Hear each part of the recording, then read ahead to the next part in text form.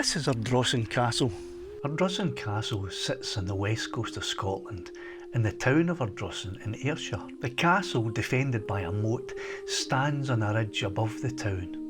There's a keep dating from the 15th century and a vaulted range containing a kitchen and cellars. And in a deep passageway there is a well. The vaults here became known as Wallace's Larder, because when the English garrison was slaughtered during the Wars of Scottish Independence, Wallace dropped all of the bodies into the vaults. Through the storm and shadow, whispers remain of battles fought, of blood, of pain. It's in ruins now, and the original castle was partly destroyed during the Wars of Scottish Independence.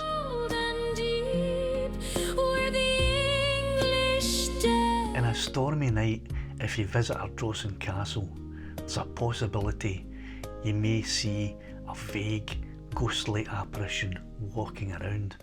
The ghost of Wallace. This is said to be the ghost of William Wallace himself, who on stormy nights haunts Ardrossan Castle. Garrison fell to the rebels' hand. Justice carved across the land. Their bodies thrown to the vaults below. A warning wreath in the candles glow.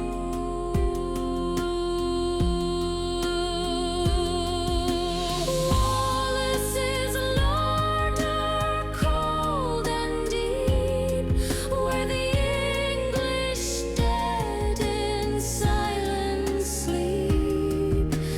Echoes drift through the salt-scarred air. The ghost of Wallace still walks there.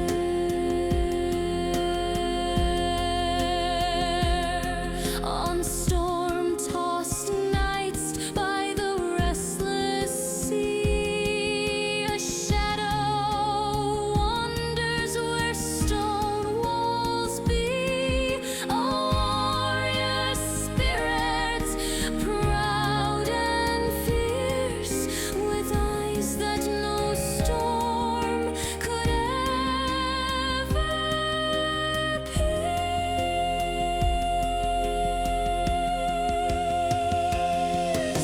Wallace's Larder, cold and deep, where the ancient dead forever sleep.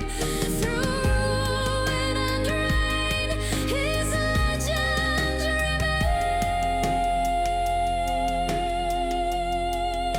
The ghost of Wallace guards these chains.